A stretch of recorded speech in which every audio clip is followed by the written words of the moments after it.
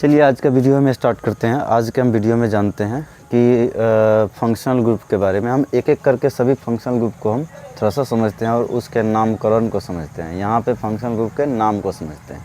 तो सबसे पहला जो फंक्शनल ग्रुप है, यहाँ पे सबसे पहले फंक्शनल ग्रुप के हम जानते हैं हैलोजन ग्रुप के बारे में।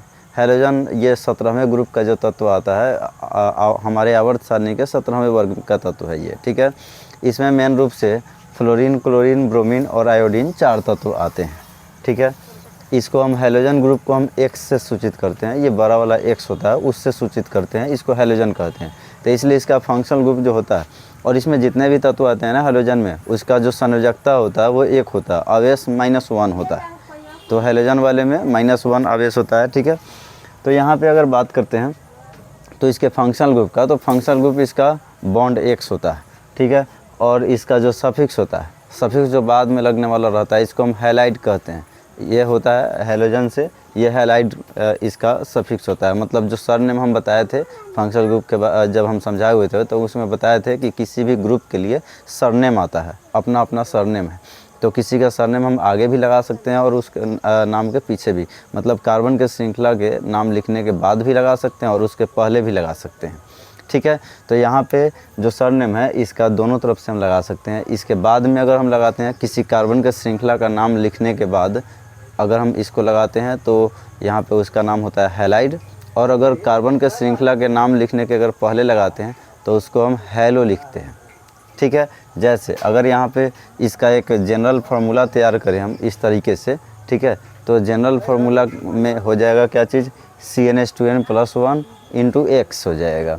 ये चीज़ें हो जाएगा CnH2n+1, क्योंकि ये एल्काइल ग्रुप का आ जाता है। जैसे एल्केन का क्या हो जाता है, CnH2n+2 हो जाता है, और वहाँ से एक हाइड्रोजन निकाला जाता है किसी हैलोजन परमाणु या किसी भी फंक्शनल ग्रुप द्वारा, तो वहाँ से उसका फार्मूला बन जाता है CnH2n+1। तो यहाँ पे एक फार्मूला हम क्रिएट कर सकते हैं। तो इस तरीके से इसका जनरल फार्मूला बन सकता है हैलोजन वाले के लिए, ठीक है। जिसको हम इस फार्मूला को हम थ्योरेटिकल रूप में, थ्योरी के रूप में हम इस तरीके से RX के रूप में लिख लेते हैं। R का मतलब होता है ये एल्काइल समूह, एल्काइल, इसको हम R को क्या कहते हैं, एल्काइल। तो इसका नाम भी हम इस तरीके से कर सकते हैं एल्काइल, और इसको जब बाद में लगाते हैं तो हैलाइड, ठीक है, एल्काइल हैलाइड। अब एल्काइल के जगह पे ही मिथाइल, इथाइल, प्रोपाइल, ब्यूटाइल ये सभी चीज़ें आता है, और हैलाइड के जगह पे क्लोराइड, फ्लोराइड, ब्रोमाइड, आयोडाइड ये सभी चीज़ें आता है, ठीक है। अगर हम इसका नाम को अगर पहले इस्तेमाल करते हैं तो यहाँ पे हैलो हो जाता है, और अगर ये कार्बन के नाम का अगर हम बाद में इस्तेमाल करते हैं तो इसमें थोड़ा सा बॉन्ड के कारण यहाँ पे हमको ANE, ENE, YNE का ख्याल रखना पड़ता है, ठीक है। तो इसलिए अगर इसका पहले, अगर हैलोजन का पहले नाम लिखते हैं तो हैलो हो जाता है, और ये जब एल्काइल का हम बाद में नाम लिखते हैं तो इसको एल्केन कहते हैं। तो ये इस तरीके से बनता है हैलो एल्केन, ठीक है। हमारी बात समझ में आ रही है ना। तो यहाँ पे हैलो एल्केन इस तरीके से बनता है। कोई हैलो एल्केन का फार्मूला पूछता है, या इसका जनरल फार्मूला पूछता है, या एल्काइल हैलाइड का फार्मूला पूछता है, या जनरल फार्मूला पूछता है, तो इसका फार्मूला थ्योरेटिकल ये होता है, या इसको भी बता सकते हैं जनरल फार्मूला के रूप में CnH2n+1 × X, या ये RX जो होता है ये हैलो एल्केन का फार्मूला होता है, ठीक है। अब इसके आधार पे यहाँ पे जो है हम 1 नंबर कार्बन का इस्तेमाल कर रहे हैं। 1 नंबर कार्बन के लिए यहाँ पे सबसे पहले हम CH3 का बात कर देते हैं। 1 नंबर कार्बन के पास जैसे मीथेन से पहला जो बनता है वो मिथाइल ही बनता है। एक ही कार्बन रहता है, उस कार्बन के श्रृंखला में क्या हो, एक ही कार्बन रहता है, ठीक है। तो यहाँ पे अब यहाँ पे अगर हम X करते हैं तो ये इस तरीके से बन जाता है। इसका कॉमन नाम जो होता है ना, कॉमन नाम हम इसके आधार पे लिखते हैं।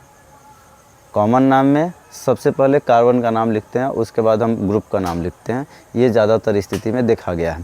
हालांकि कॉमन नेम IUPAC नेम में बाद में चल के फ़र्क होता नहीं है, ठीक है। तो यहाँ पे क्या हो जाएगा, इसका जो हो जाएगा मिथाइल, सबसे पहले इसका नाम लिखते हैं। तो कार्बन के श्रृंखला का नाम यहाँ पे 1 नंबर कार्बन है, तो एक ही कार्बन है, तो इसके लिए क्या लिखेंगे, मिथाइल, मिथाइल लिख देंगे। उसके बाद इसको अगर हम बाद में लगाते हैं तो इसको हम हैलाइड लिखते हैं, हैलाइड।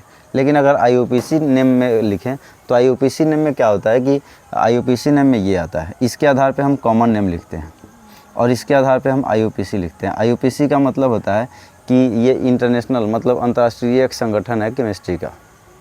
जैसे अगर कोई भी हमारे यहाँ संस्था होता है, संस्था या बहुत सारी समिति होती है या बहुत सारे संगठन होता है जो कि अपने समिति में जितना भी सदस्य है या उससे रिलेटेड, अपने कार्य से रिलेटेड, अपने काम से संबंधित मतलब सभी निर्णय लेती है। तो उसी तरीके का यहाँ पे जो IUPAC है, इसका फुल फॉर्म होता है international union of pure and applied chemistry.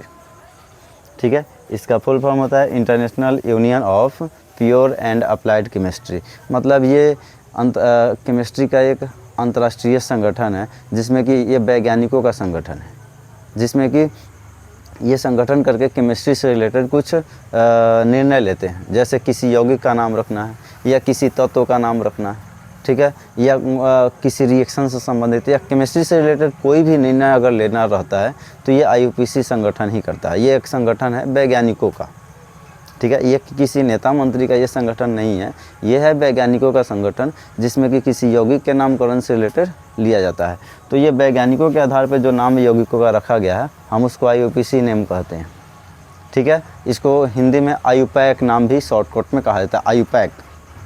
ठीक है, हम यहाँ पे IUPAC कहते हैं, IUPAC। ठीक है, international union of pure and applied chemistry. ठीक है, तो IUPAC नेम में हम इसका इस्तेमाल करेंगे तो ये क्या हो जाएगा, हेलो, हेलो, और यहाँ पे एल्केन के जगह पे क्या आ जाएगा, ये मिथाइल है, तो बाद में जाके ये क्या बन जाता है, मीथेन।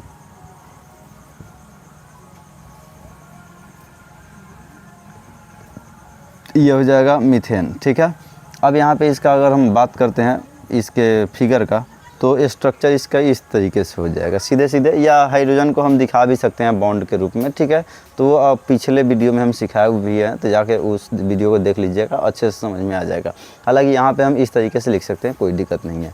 तो अगर एल्काइल, ये जो हैलोजन ग्रुप है, हैलोजन ग्रुप में हम इस तरीके से दिखा सकते हैं।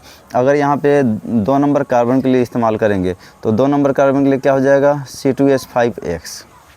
2 नंबर कार्बन के लिए अगर यौगिक यहाँ पे बनाने अगर शुरुआत में नहीं आएगा तो यहाँ पे N के जगह पे 1 2 3 4 रखिएगा। जैसे हम यहाँ पे 1 नंबर कार्बन के लिए किया है ना, तो यहाँ पे N के जगह पे 1 रखिएगा, यौगिक प्राप्त हो जाएगा। या ये 2 नंबर के लिए बात कर रहे हैं तो यहाँ पे N के जगह पे 2 रखिएगा, ये यौगिक प्राप्त होकर आ जाएगा। ठीक है, तो इस तरीके से हम प्राप्त कर रहे हैं। अगर एल्केन ग्रुप अगर पढ़े होंगे तो वहाँ से आसानी से आपको एल्केन बनाने आता होगा, फिर एल्केन से एल्काइल बनाने के बारे में सिखाए हुए हैं, वहाँ से आप ये चीज़ें आसानी से जान सकते हैं कि ये कहाँ से आ रहा है। ठीक है, तो अगर पिछला वीडियो नहीं देखे हैं तो पिछला वीडियो भी जाके थोड़ा सा देख लीजिए, हम उसका भी हम लिंक डाल देंगे। हालांकि उसका आसानी से वो वीडियो मिल जाना चाहिए। ठीक है, तो यहाँ पे बात करते हैं, तो इसका क्या हो जाएगा, C2H5 के लिए नाम इथाइल, इथाइल हो जाएगा, और इसका नाम क्या हो जाएगा, हैलाइड। फिर इसका अब इसमें क्या लिखाएगा, पहले हेलो, और फिर इसका बाद में लिखाएगा तो ये इथेन हो जाएगा, इथेन। ठीक है, इस तरीके से इसका स्ट्रक्चर हो जाता है, CH3 फिर CH2 और X, ये इसका स्ट्रक्चर हो जाता है। इस तरीके से हम आगे भी बना सकते हैं, 3 नंबर कार्बन के लिए भी बना सकते हैं, C3H7X हो जाएगा, इस तरीके से बना सकते हैं। हालांकि ये उतना भी ज़्यादा इम्पोर्टेंट नहीं है। और हमारा इसमें अलग अलग ये ग्रुप पे आ जाता है, 4 गो ग्रुप, जिसके बारे में हम समझते हैं। तो इसमें जितना भी आपको बनाना होगा प्रैक्टिस के लिए उतना आप बना सकते हैं, आपको अब दिक्कत नहीं होनी चाहिए। ठीक है, तो हम इस चीज़ से अब आगे बढ़ते हैं थोड़ा सा। हम ये जो 4 ग्रुप है जो हैलोजन के से ही रिलेटेड है, हाइड्रोजन में आता है, तो हम उसको ABCD करके हम यहाँ पे पढ़ लेते हैं फिर से। ठीक है, तो यहाँ पे ज़्यादा कुछ करना नहीं है, यहाँ पे बस कुछ चीज़ों के बारे में जानना है। ठीक है, जैसे हम इस चीज़ को थोड़ा सा साफ़ करते हैं, हम इसी पे उसका डाटा भी बना देते हैं।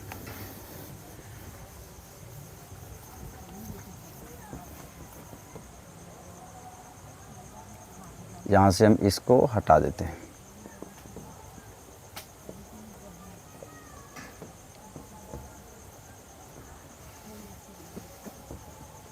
हम पहला जो ले रहे हैं, हम इसमें से किसी एक को ले सकते हैं।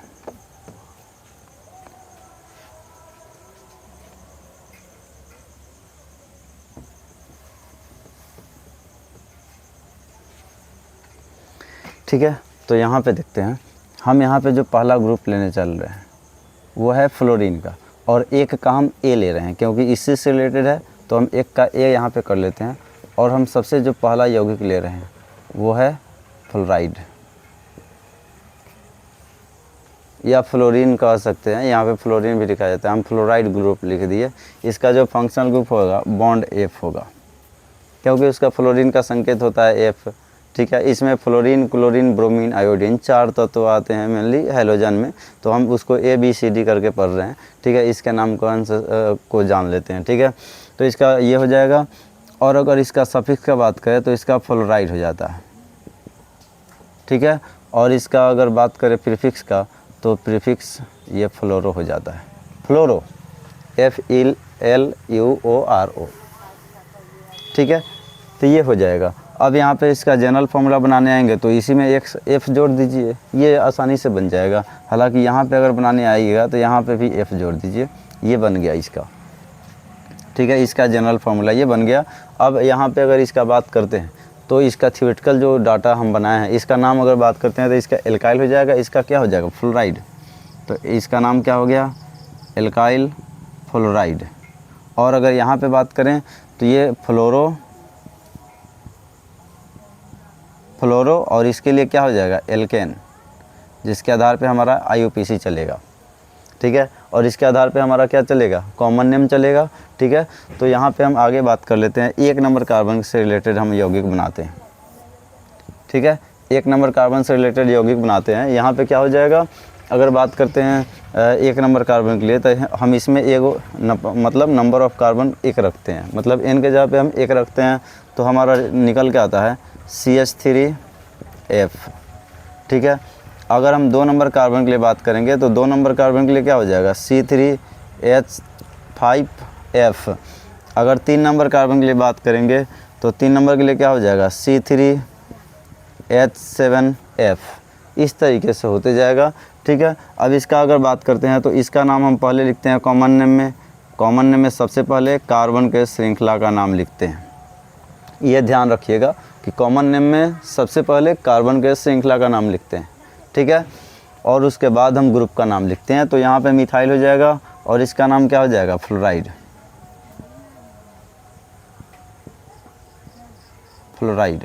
ठीक है, इसका अगर नाम लिखते हैं तो क्या हो जाएगा ये इथाइल। इथाइल हो जाएगा इसका नाम C2H5 के लिए इथाइल, और फिर ये क्या हो जाएगा फ्लोराइड। ठीक है, इसका नाम अगर बात करते हैं तो ये क्या हो जाएगा प्रोपाइल और फिर फ्लोराइड। ठीक है, ये हो जाएगा। अगर इसी को अगर हम IUPAC में लिखें तो इसका नाम हमको फंक्शनल ग्रुप का पहले लिखना पड़ता है। अगर जिसका प्रीफिक्स नहीं होता है ना, जिस फंक्शनल ग्रुप का भी प्रीफिक्स नहीं होता है उसको बाद में ही हमेशा लिखते हैं, और उसमें कॉमन नेम और IUPAC नेम बराबर हो जाता है। तो वहाँ पे ऐसा नहीं है, जैसे एक व्यक्ति का 2 नाम होता है, जो कि उसका डॉक्यूमेंट्स पर कुछ अलग नाम होता है और उसका घर वाला जो अलग नाम होता है उसको हम जो घर वाला नाम होता है उसको हम कॉमन नेम के आधार पे जान सकते हैं, जो सामान्य नाम जो सब कोई जानता है, लेकिन जो पेपर वाइज रहता है वो ज़्यादा कोई जान नहीं पाता उसका नाम। तो इस तरीके से भी रहता है। लेकिन बहुत सारा ऐसा भी आदमी रहता है जिसका कि एक ही नाम रहता है, या बहुत सारा ऐसा भी आदमी रहता है कि जिसका बहुत सारा मतलब 3-4 से अधिक भी नाम होता है। तो यहाँ पे भी यौगिकों का ऐसा ही है, किसी किसी यौगिक का 2-2, 3-3, 4-4, 5-5 नाम रहता है, और किसी किसी यौगिक का एक ही नाम दोनों में चलता है, कॉमन नेम और IUPAC दोनों में चलता है। ठीक है, तो यहाँ पे भी आदमी जैसा है उसी के आधार पे यहाँ पे भी, जैसे कार्बन के श्रृंखला को हम आपको समझाए हुए थे कि ये मतलब इंसान के बॉडी के जैसा रहता है कि ये हमेशा स्टेबल ही रहता है। लेकिन अब इस पे जैसे ही कोई फंक्शनल ग्रुप आता है तो इसका गुण धर्म सब कुछ चेंज हो जाता है, और इसका नाम उम सब सरनेम उसके आधार पे ही चेंज होता है। हालांकि इसका नाम नहीं चेंज होता है, जो सरनेम जो आता है वो चेंज रहता है। ठीक है, चाहे उसका प्रीफिक्स के रूप में लगे या सफिक्स के रूप में लगे। ठीक है ना, जैसे इंसानों का क्या होता है कि इंसान पे जब वो उसमें उसका जब अलग अलग हिसाब से, जैसे डॉक्टर लगता है पहले लगाते हैं, या जैसे और डॉक्टर का पोशाक अलग होता है। ठीक है, जो कि इंसानी शरीर पे चढ़ता है तो उसको हम डॉक्टर ही कहते हैं। या जैसे अगर कोई भी जैसे अगर यूनिफॉर्म आता है, वर्दी आता है, तो उसको हम पुलिस कहते हैं। उसके गुण के आधार पे हम पहचानते हैं। यहाँ पे भी इसके गुण के आधार पे ही पहचानते हैं, और इसके वर्दी जो रहता है ना, वर्दी एक तरह से हम पहचानने के लिए कह सकते हैं फंक्शनल ग्रुप। जो कि कार्बन पे आके लगता है, कार्बन के श्रृंखला पे आके जुड़ता है। और अगर किसी कार्बन के श्रृंखला से जुड़ता है तो उस वर्दी के हिसाब से ही हम उस कार्बन के श्रृंखला को पहचानते हैं। मतलब वर्दी किसके बारे में बात कर रहे हैं? फंक्शनल ग्रुप के बारे में बात कर रहे हैं। फंक्शनल ग्रुप एक टाइप का वर्दी है जो कि कार्बन के श्रृंखला पे चढ़ता है। ठीक है, अब जिसका भी वर्दी चढ़ता है उसके आधार पे हम उसका नामकरण करते हैं। अगर पुलिस का है तो पुलिस के हिसाब से। तो इसी तरीके से यहाँ पे अल्कोहल का अगर आएगा तो अल्कोहल, अभी हम हैलोजन के बारे में पढ़ रहे हैं, हैलोजन को हम अलग अलग कार्बन श्रृंखला में जोड़ रहे हैं और उसके आधार पे उसका नामकरण कर रहे हैं। तो यहाँ पे समझने वाली बात ये है। तो हम IUPAC का बात करते हैं तो सबसे पहले हम इसको लिखेंगे, फंक्शनल ग्रुप को। तो क्या हो जाएगा? फ्लोरो। और फिर इसको बाद में अगर लिखेंगे तो क्या हो सकता है? Methane, methane. ठीक है, इसका अगर बात करेंगे तो यहाँ पे फ्लोरो और फिर इथेन, यहाँ पे भी फ्लोरो और प्रोपेन। ये इस तरीके से होते जाता है। बाद में ये अगर 4 नंबर के लिए ले रहे हैं तो इसमें हो जाएगा ब्यूटाइल फ्लोराइड, इसमें फ्लोरोब्यूटेन। इस तरीके से होता है। अगर इसके स्ट्रक्चर का बात करें तो ये हो जाता है सीधा सिंपल, इस तरीके से बनाइए। अगर इसमें अगर बनाते हैं C2H5 वाले में तो इसमें 2 कार्बन रखना होगा। तो एगो कार्बन के पास 3 गो, एगो के पास 2 गो और हो गया। इस तरीके से इसमें अगर 3 गो कार्बन का श्रृंखला है तो CH3 CH2 CH2F। ठीक है, ये आसानी से हम इसलिए बना पा रहे हैं, पिछले वीडियो में हम ये सभी चीज़ सिखाए हुए हैं, इसीलिए हम यहाँ पे तेज़ी से बनाने का प्रयास कर रहे हैं। ठीक है, बस ये एल्काइल जो ग्रुप है इसके साथ एक आके जुड़ रहा है, क्योंकि यहाँ से एक हाइड्रोजन निकला है ना। अब जिसके पास से वो हाइड्रोजन निकलता है वहीं पे आके वो ग्रुप जुड़ता है। तो हम जो हाइड्रोजन निकाले हुए हैं वो किनारे वाले कार्बन से निकाले हुए हैं, इसलिए हम यहाँ पे फ्लोरीन को किनारे पे जोड़ रहे हैं। ठीक है, तो इस तरीके से, हालांकि किनारे पे ही हमेशा जोड़ना है, बीच में बिल्कुल नहीं जोड़ना है। बीच में अगर जोड़िएगा तो वो गलत हो जाएगा और उसमें गिनती का थोड़ा सा इशू आ जाएगा। ठीक है, तो यहाँ पे थोड़ा समझना है। अब इसके आधार पे 10-15 जितना भी बनाना है आपको प्रैक्टिस के लिए बना सकते हैं। और इसी के आधार पे हम क्लोरीन का भी बनाने चलते हैं। अब B नंबर में यहाँ पे हम थोड़ा सा बात करते हैं क्लोरीन का। इसमें यहाँ पे हम क्लोरीन को क्लोराइड भी लिख सकते हैं या यहाँ पे क्लोरीन ग्रुप लिख लेते हैं। क्लोरीन ग्रुप के लिए तो यहाँ पे चेंजिंग हो जाएगा, बॉन्ड Cl हो जाएगा और यहाँ पे क्लोराइड लगाना होगा हमको। इसमें कुछ ज़्यादा फ़र्क रहता नहीं है, इसमें थोड़ा सा फ़र्क है। और यहाँ पे अगर इसका प्रीफिक्स का बात करें तो प्रीफिक्स इसमें क्लोरो हो जाता है। यहाँ पे इसका जनरल फार्मूला तो CnH2n+1 होता है, लेकिन Cl इसमें आके जुड़ जाता है। हेलोजन के जगह पे कौन आ जाएगा? हेलोजन के रूप में Cl आ जाएगा। यहाँ पे F हट के यहाँ पे भी Cl आ जाएगा। यहाँ पे फ्लोराइड अब हटेगा। सबका नाम एक जैसा ही होता है हेलोजन में। तो यहाँ पे क्या हो जाएगा? क्लोराइड हो जाएगा। और अगर इसको पहले लगाएंगे तो ये क्लोरो हो जाएगा। ठीक है, लेकिन ये ज़्यादा प्रैक्टिस का चीज़ रहता है। जितना ज़्यादा प्रैक्टिस कीजिएगा वो ये ज़्यादा आपके ध्यान में रहेगा।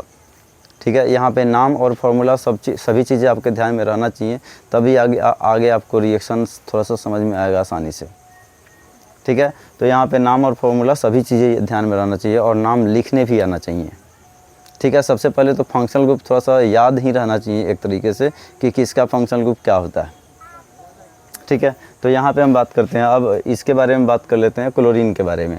तो क्लोरीन से रिलेटेड अगर 1 नंबर कार्बन के लिए बात करेंगे तो यहाँ पे क्लोरीन लगाना होगा। 2 नंबर के लिए यहाँ पे सीधे क्लोरीन, बस बदल दीजिए, कार्बन का ढांचा नहीं बदलेगा, कार्बन का श्रृंखला वहीं रहेगा। उसके जगह पे बस वहाँ पे क्या चेंजिंग होगा? केवल वहाँ पे फंक्शनल ग्रुप चेंजिंग होगा, दूसरा कुछ नहीं चेंजिंग हो रहा है। ये जो शरीर का ढांचा है ये सेम ही है। ठीक है, अब हम यहाँ पे बात करते हैं तो यहाँ पे मिथाइल के जगह, अब फ्लोराइड के जगह पे हमको क्या करना होगा? क्लोराइड।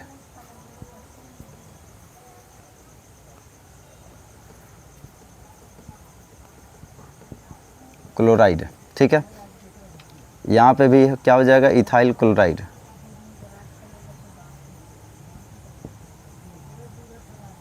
ठीक है, उसके बाद यहाँ पे क्या हो जाएगा? यहाँ पे भी प्रोपाइल क्लोराइड। नाम में भी ये जो कार्बन का नाम है, यहाँ पे श्रृंखला का नाम बिल्कुल चेंज नहीं हो रहा है। यहाँ पे ग्रुप के अनुसार जो ग्रुप है ना, यहाँ पे ग्रुप के अनुसार इसका नाम बस सफिक्स प्रीफिक्स जब बस केवल चेंज होगा, दूसरा कुछ नहीं यहाँ पे चेंज होने वाला है। ठीक है। तो इस बातों को थोड़ा सा ध्यान रखिएगा और इसके आधार पे आपको आसान पड़ेगा ये चीज़ें बनाना। और बनाना जितना ज़्यादा ये आसान लग रहा है उतना ही ज़्यादा थोड़ा सा ये चीज़ें कठिन भी होता है। तो कठिन इसलिए होता है क्योंकि इसमें उलझ जाता है सब, ठीक है। तो इसको ज़्यादा थोड़ा सा प्रैक्टिस कीजिएगा ताकि ये शुरुआती चीज़ें थोड़ा सा ज़्यादा क्लियर रहना चाहिए। जितना ज़्यादा क्लियर रहेगा आपको ठीक रहेगा। बस कहीं पे भी अगर CH3Cl दिख जाए तो इसका नाम बस लिखने आना चाहिए और दोनों तरीके से याद हो जाना चाहिए एक तरह से कि भाई मिथाइल क्लोराइड भी इसको लिख सकते हैं या इसको क्लोरोमीथेन भी कह सकते हैं, ठीक है। तो यहाँ पे क्या लिख सकते हैं, क्लोरोमीथेन। यहाँ पे क्या हो जाएगा, क्लोरोइथेन। यहाँ पे क्या हो जाएगा, क्लोरोप्रोपेन, ठीक है। और यहाँ पे ये हट के क्या हो जाएगा, Cl, और यहाँ पे Cl, और यहाँ पे भी Cl। ये बस यहाँ पे चेंजिंग कर देंगे, हो जाएगा ये चीज़, ठीक है। समझ में आ रहा है, ये चीज़ें हो गया हमारा। ये क्लोरीन के लिए है। अब इसी तरीके से आप ब्रोमीन के लिए भी बनाइए, ठीक है। आगे ब्रोमीन के लिए और फिर आयोडीन के लिए भी बनाइए, ठीक है। हम अगले वीडियो में भी ब्रोमीन और आयोडीन के बारे में शुरुआत में थोड़ा सा बात कर देंगे। हालांकि नहीं तो ये लंबा ज़्यादा वीडियो हो जाएगा, ठीक है। नहीं तो हम एक दिन हम अगले संडे को थोड़ा सा लाइव आएंगे तो उस दिन बता देंगे आपको, ठीक है। तो ये B नंबर था, ठीक है। इसी तरीके से ब्रोमीन और आयोडीन के लिए भी श्रृंखला तैयार करना है और ब्रोमीन आयोडीन के लिए भी अपने से श्रृंखला इस टाइप से बना लेना है। श्रृंखला बनाना है, नाम बनाना है, स्ट्रक्चर फिर इसका बनाना है, सभी चीज़ें सेम टू सेम लिखना है और सभी याद रहना चाहिए और सब बनाने भी आना चाहिए। तो इसलिए ध्यान से, ये जितना ज़्यादा आसान दिखता भी है उतना आसान है भी, ऐसा नहीं है आसान है, लेकिन इसको थोड़ा सा अच्छे से ध्यान में रखना होगा। तो यहाँ पे आ गई बात समझ में। अगर आपको ये समझ में आ रही है तो आगे भी आप वीडियो को पहुँचाइए और अगर नए हैं चैनल पे तो थोड़ा सा सब्सक्राइब किया कीजिए ताकि मेरा भी हौसला बढ़े, ठीक है। थैंक्स।